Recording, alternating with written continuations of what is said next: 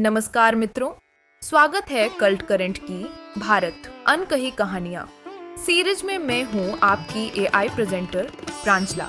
अब तक के 15 एपिसोड में हमने वैदिक युग से लेकर चारों युगों सतयुग, त्रेता, द्वापर और कलयुग, भगवान विष्णु के होने वाले अवतार भगवान कल्कि की चर्चा की। अब हम पुनः त्रेता युग में लौटते हैं और मर्यादा पुरुषोत्तम भगवान श्री राम की लीलाओं से प्रेरणा लेंगे। भगवान श्री राम की लीला के इस पहले भाग में आपका स्वागत है। ये कथा आरंभ होती है कौशलपुरी की पवित्र नगरी अयोध्या के सूर्यवंश से, जो प्राचीन काल से धर्म और न्याय की रक्षा करने वाले महान राजाओं की भूमि रही है। इस वंश में ऐसे वीर और प्रतापी राजा हुए जिन्होंने सत्य और धर्म की प्रतिष्ठा की, जिनमें सबसे प्रसिद्ध थे राजा रघु। उनके बारे में महाकवि तुलसीदास ने लिखा, रघुकुल रीत सदा चली आई, प्राण जाए पर वचन न जाई। ये वंश परंपरा का प्रतीक था, जहां वचन पालन को जीवन से अधिक महत्व दिया जाता था। राजा रघु के परपोते राजा दिलीप भी इस महान वंश की गौरवशाली परंपरा को आगे बढ़ाने वाले राजा थे। इस सूर्य वंश में ही भविष्य में मर्यादा पुरुषोत्तम भगवान श्री राम का अवतरण होने वाला था, जो इस वंश को सर्वोच्च कीर्ति प्रदान करेंगे। अयोध्या, जिसे कौशलपुरी की राजधानी के रूप में जाना जाता था, सरयू नदी के तट पर स्थित एक दिव्य और पवित्र नगरी थी। यह नगरी न केवल राजनीतिक और सांस्कृतिक केंद्र थी, बल्कि इसे आर्षि मुनियों की तपोभूमि के रूप में भी मान्यता प्राप्त थी। यहाँ के लोग सत्य, धर्म और मर्यादा के आदर्शों पर चलने वाले थे। अयोध्या में शासन करने वाले सूर्यवंशी राजाओं ने इसे महानता की ऊंचाइयों पर पहुंचाया। खासकर राजा रघु और राजा दिलीप की गाथाओं ने इसे और भी प्रसिद्ध किया। ये वही भूमि थी जहाँ भविष्य में भगवान राम धर्म और न्याय की स्थापना करेंगे।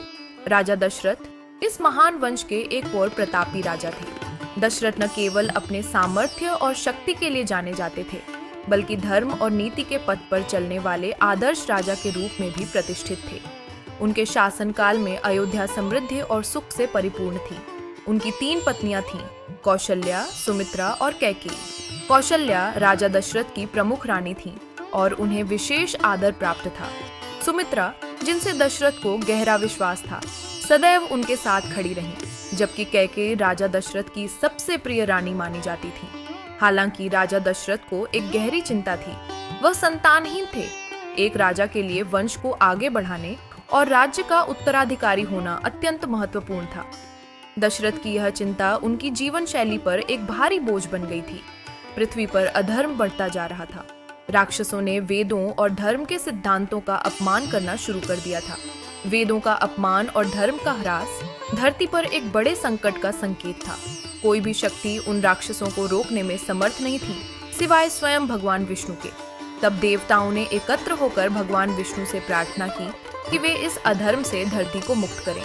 भगवान विष्णु ने देवताओं की प्रार्थना सुनी और वचन दिया कि वह राजा दशरथ के पुत्र के रूप में पृथ्वी पर अवतरित होंगे और अधर्म का नाश करेंगे। राजा दशरथ ने पुत्र प्राप्ति के लिए यज्ञ का आयोजन किया। यज्ञ के दौरान अग्निदेव प्रकट हुए और उन्होंने राजा दशरथ को एक दिव्य खीर प्रदान की, जिसे तीनों रानियों के बीच बांट दिया गया। समय आने पर कौशल्या ने भगवान राम को जन्म दिया, जो भगवान विष्णु के अवतार थे। सुमित्रा ने 2 पुत्रों, लक्ष्मण और शत्रुघ्न को जन्म दिया, जबकि कैकेयी ने भरत को जन्म दिया। भगवान राम का जन्म किसी साधारण घटना का परिणाम नहीं था। यह देवताओं की प्रार्थना और धरती पर अधर्म से मुक्ति का संकेत था। भगवान राम का जन्म अयोध्या और पूरे संसार के लिए एक शुभ संकेत था। उनका अवतरण केवल अयोध्या को नहीं, बल्कि पूरी मानवता को राक्षसों के आतंक से मुक्त करने के लिए हुआ था।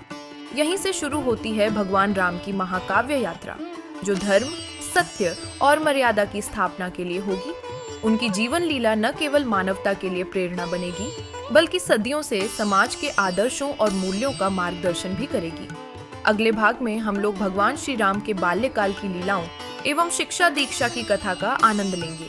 तो मित्रों, जुड़े रहें हमारे साथ, और यदि आपको यह वीडियो पसंद आया हो तो इसे लाइक करें, शेयर करें और हमारे चैनल को सब्सक्राइब करना न भूलें।